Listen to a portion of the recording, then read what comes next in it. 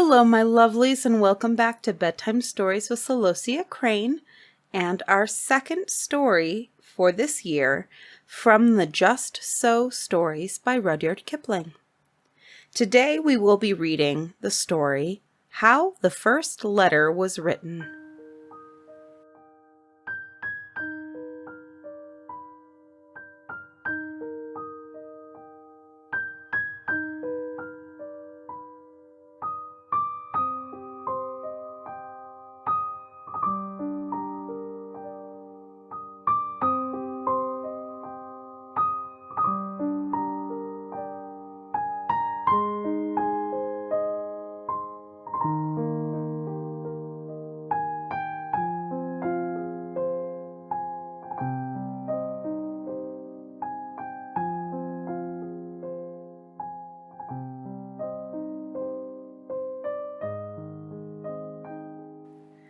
Once upon a most early time was a Neolithic man.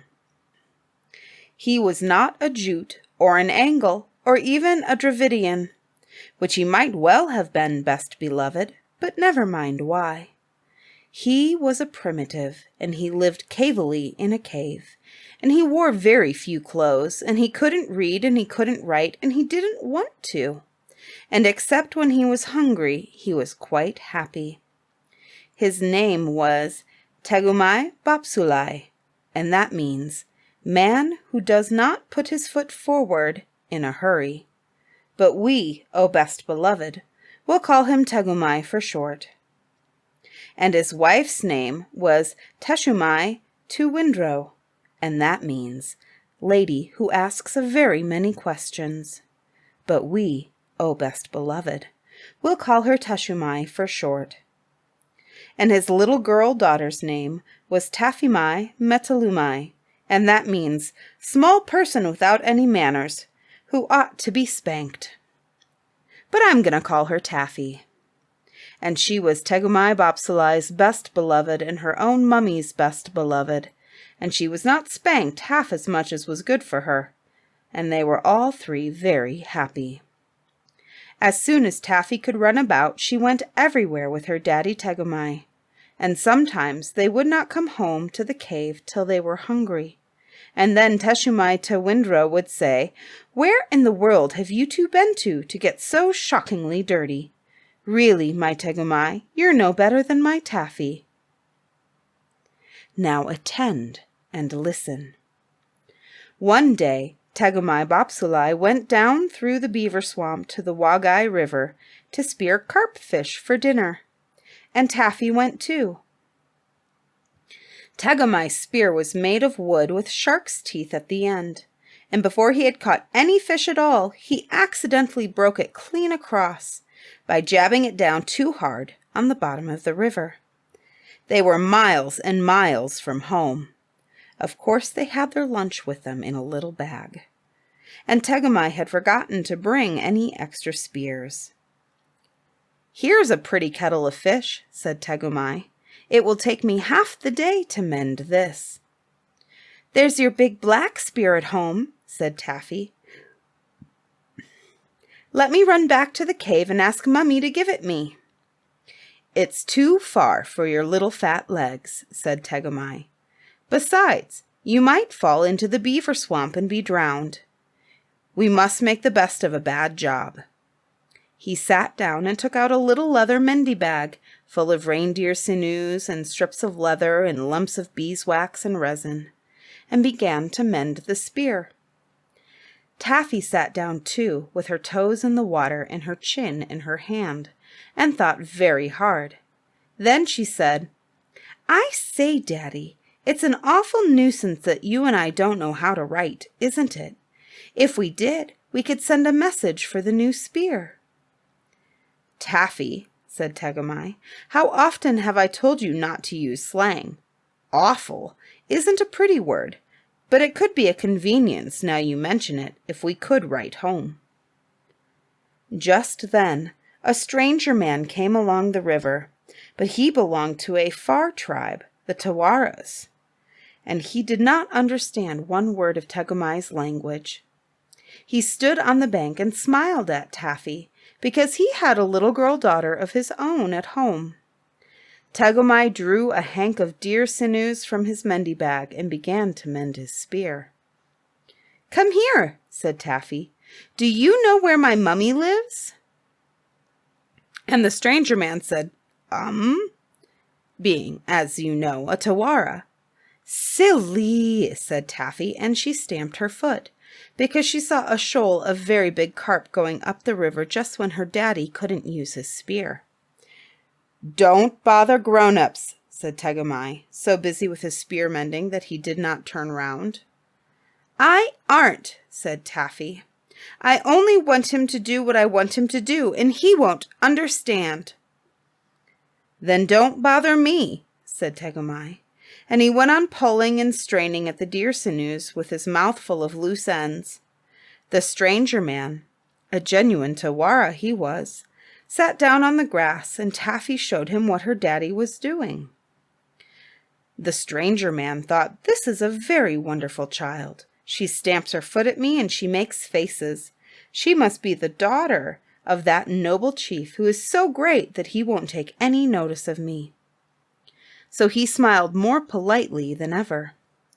"Now," said Taffy, "I want you to go to my mummy, because your legs are longer than mine, and you won't fall into the beaver swamp and ask for Daddy's other spear, the one with the black handle that hangs over our fireplace."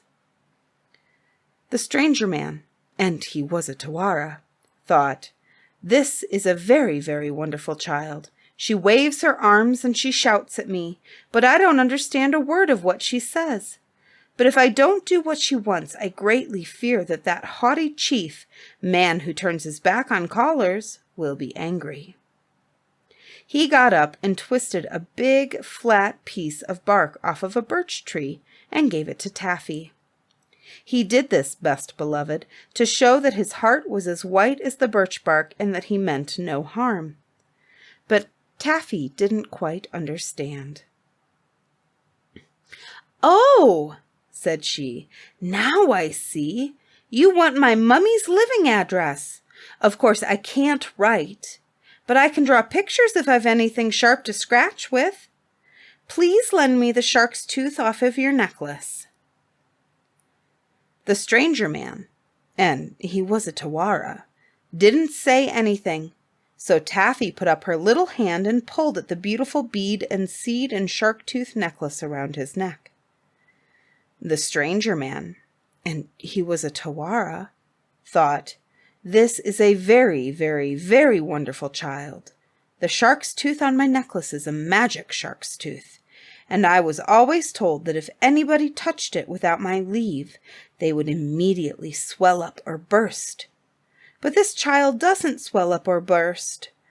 And that important chief, man who attends strictly to his business, who has not yet taken any notice of me at all, doesn't seem to be afraid that she will swell up or burst. I had better be more polite." So he gave Taffy the shark's tooth, and she lay down flat on her tummy with her legs in the air, like some people on the drawing-room floor when they want to draw pictures. And she said, "Now, I'll draw you some beautiful pictures. You can look over my shoulder, but you mustn't joggle. First, I'll draw Daddy fishing. It isn't very like him, but Mummy will know because I've drawn his spear all broken. Well, now I'll draw the other spear that he wants, the black-handled spear. It looks as if it was sticking in Daddy's back, but that's because the shark tooth slipped and this piece of bark isn't big enough.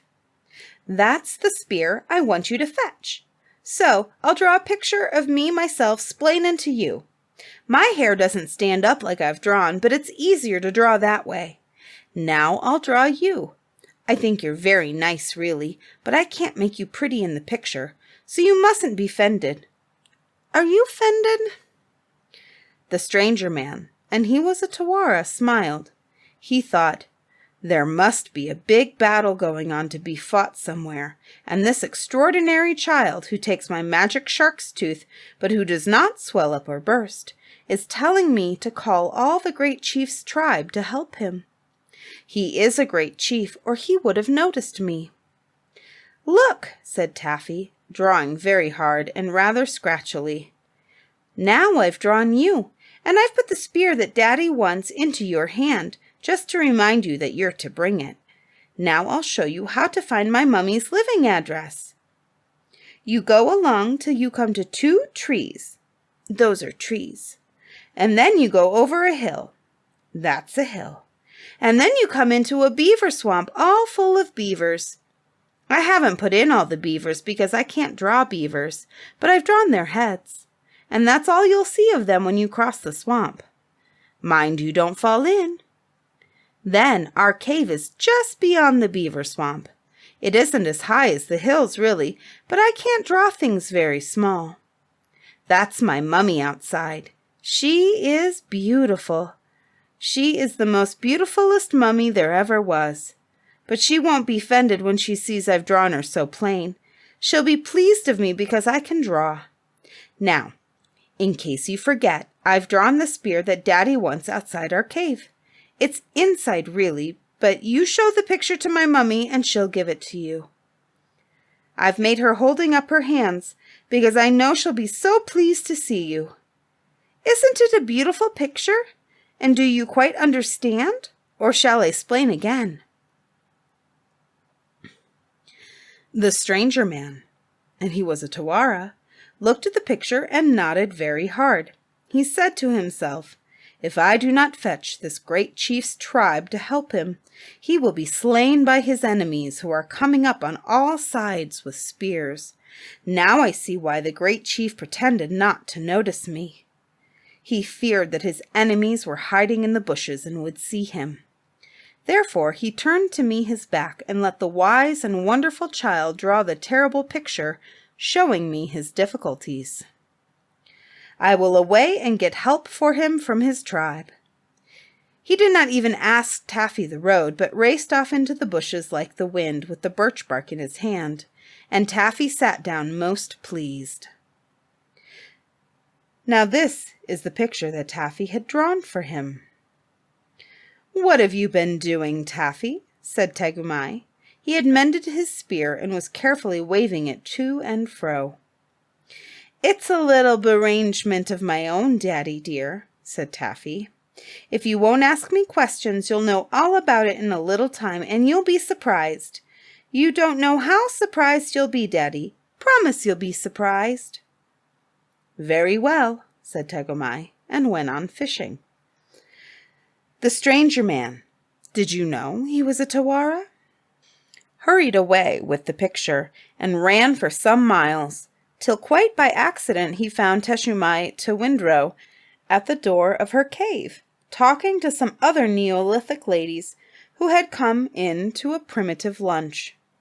Taffy was very like Teshumai, especially about the upper part of the face and the eyes, so the stranger man, always a pure Tawara, smiled politely and handed Teshumai the birch bark. He had run hard so that he panted, and his legs were scratched with brambles, but he still tried to be polite. As soon as Teshumai saw the picture, she screamed like anything, and flew at the stranger man. The other Neolithic ladies at once knocked him down and sat on him in a long line of 6, while Teshumai pulled his hair. "It's as plain as the nose on the stranger man's face," she said. "He has stuck my Tegumai all full of spears, and frightened poor Taffy so that her hair stands all on end. And not content with that, he brings me a horrid picture of how it was done. Look!" She showed the picture to all the Neolithic ladies sitting patiently on the stranger man. "Here is my Tegumai with his arm broken, and here is a spear sticking into his back. Here is a man with a spear ready to throw. And here is another man throwing a spear from a cave. And here are a whole pack of people." They were Taffy's beavers, really, but they did look rather like people. "Coming up behind Tegumai. Isn't it shocking?" "Most shocking," said the Neolithic ladies, and they filled the stranger man's hair with mud, at which he was surprised. And they beat upon the reverberating tribal drums and called together all the chiefs of the tribe of Tegumai. with their hetmans and dolmens, their neguses and woons and akuns of the organization, in addition to the warlocks, angkoks, juju-men, bonzes, and the rest, who decided that before they chopped the stranger man's head off, he should instantly lead them down to the river and show them where he had hidden poor Taffy. By this time the stranger man, in spite of being a Tawara, was really annoyed. They had filled his hair quite solid with mud, they had rolled him up and down on knobby pebbles, they had sat upon him in a long line of 6, they had thumped him and bumped him till he could hardly breathe, and though he did not understand their language, he was almost sure that the names the Neolithic ladies called him were not ladylike. However, he said nothing till all the tribe of Tegumai were assembled. And then he led them back to the bank of the Wagai River, and there they found Taffy making daisy chains, and Tegumai carefully spearing small carp with his mended spear. "Well, you have been quick," said Taffy, "but why did you bring so many people? Daddy dear, this is my surprise. Are you surprised, Daddy?" "Very," said Tegumai, "but it has ruined all my fishing for the day. Why, the whole dear, kind, nice, clean, quiet tribe is here, Taffy." And so they were. First of all walked Teshumai Tewindro and the Neolithic ladies, tightly holding on to the stranger man, whose hair was full of mud, although he was a Tawara. Behind them came the head chief, the vice chief, the deputy and assistant chiefs, all armed to the upper teeth. The hetmans and heads of hundreds, the platoffs with their platoons, the dolmens with their detachments, woons, neguses, and akuns ranking in the rear, still armed to the teeth. Behind them was the tribe in hierarchical order, from owners of 4 caves, 1 for each season, and private reindeer run and 2 salmon leaps, to feudal and prognathous villains, semi-entitled to half a bear skin on winter nights, 7 yards from the fire, an adscript of serfs holding the reversion of a scraped marrow-bone under Herot. Aren't those beautiful words, best beloved? They were all there, prancing and shouting, and they frightened every fish for 20 miles, and Tegumai thanked them in a fluid Neolithic oration. Then Teshumai Tewindro ran down and kissed and hugged Taffy very much indeed. But the head chief of the tribe of Tegumai took Tegumai by the top-knot feathers and shook him severely. "Explain, explain, explain!" cried all the tribe of Tegumai. "Goodness sakes alive," said Tegumai, "let go of my top-knot. Can't a man break his carp spear without the whole countryside descending on him? You're a very interfering people." "I don't believe you brought my daddy's black-handled spear after all," said Taffy. "And what are you doing to my nice stranger man?" They were thumping him by 2s and 3s and 10s, till his eyes turned round and round. He could only gasp and point at Taffy. "Where are the bad people who speared you, my darling?" said Teshumai Tewindro. "There weren't any," said Tegumai. "My only visitor this morning was the poor fellow that you were trying to choke. Aren't you well, or are you ill, O tribe of Tegumai?" "He came with a horrible picture," said the head chief, "a picture that showed you were full of spears." Perhaps I'd better explain that I gave him that picture," said Taffy, but she did not feel quite comfy. "You?" said the tribe of Tegumai all together. "Small person with no manners who ought to be spanked? You?" "Taffy, dear, I'm afraid we're in for a little trouble," said her daddy, and put her arm around her so she didn't care. "Explain, explain, explain," said the head chief of the tribe of Tegumai, as he hopped on one foot. "I wanted the stranger man to fetch Daddy's spear, so I draughted it," said Taffy. "There wasn't lots of spears, there was only one spear, I draughted it 3 times to make sure. I couldn't help it looking as if it stuck into Daddy's head. There wasn't room on the birch bark. And those things that Mummy called bad people are my beavers. I draughted them to show him the way through the swamp. And I draughted Mummy at the mouth of the cave looking pleased because he is a nice stranger man. And I think you are just the stupidest people in the world, said Taffy. He is a very nice man. Why have you filled his hair with mud? Wash him. Nobody said anything at all for a long time, till the head chief laughed. Then the stranger man, who was at least a Tawara, laughed. Then Tegumai laughed till he fell down flat on the bank. Then all the tribe laughed more and worse and louder. The only people who did not laugh were Teshumai Tewindro and all the Neolithic ladies. They were very polite to all their husbands, and said idiot ever so often. Then the head chief of the tribe of Tegumai cried and said and sang, "O small person without any manners who ought to be spanked, you've hit upon a great invention." "I didn't intend to. I only wanted Daddy's black-handled spear," said Taffy. "Never mind. It is a great invention, and someday men will call it writing. At present it is only pictures, and, as we have seen today, pictures are not always properly understood. But a time will come, O babe of Tegumai, when we shall make letters, all 26 of them, and when we shall be able to read as well as to write, and then we shall always say exactly what we mean without any mistakes. Let the Neolithic ladies wash the mud out of the stranger's hair." "I shall be glad of that," said Taffy, "because, after all, though you've brought every single other spear in the tribe of Tegumai, you've forgotten my daddy's black-handled spear." Then the head chief cried and said and sang, "Taffy, dear, the next time you write a picture letter, you'd better send a man who can talk our language with it to explain what it means. I don't mind it myself because I am head chief, but it's very bad for the rest of the tribe of Tegumai, and as you can see, it surprises the stranger." Then they adopted the stranger man, a genuine Tawara of Tawar, into the tribe of Tegumai, because he was a gentleman and did not make a fuss about the mud that the Neolithic ladies had put into his hair.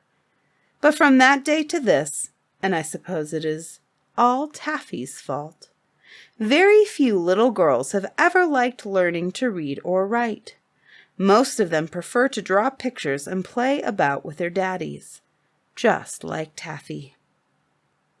There runs a road by Marrow Down, a grassy track today it is, an hour out of Guilford town. Above the river way it is. Here, when they heard the horse bells ring, the ancient Britons dressed and rode to watch the dark Phoenicians bring their goods along the western road. And here or hereabouts they met to hold their racial talks and such, to barter beads for Whitby jet and tin for gay-shelled torques and such. But long and long before that time, when bison used to roam on it, did Taffy and her daddy climb that down and had their home on it. The beavers built in Broadstone Brook and made a swamp where Bramley stands. And here's from Sherwood come and look for Taffy Mai where Shamley stands. The way that Taffy called Waigai was more than 6 times bigger then, and all the tribe of Tegumai, they cut a noble figure then. And that is the end of how the first letter was written.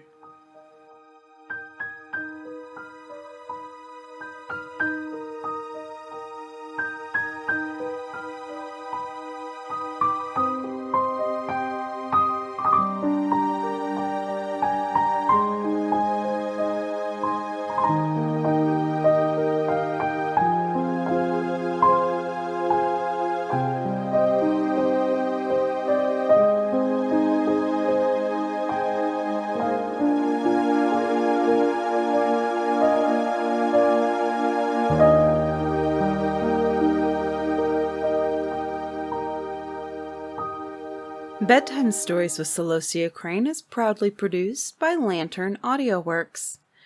To check out our other shows and to gain early access to all of our podcasts, please visit patreon.com/Lantern Audio Works.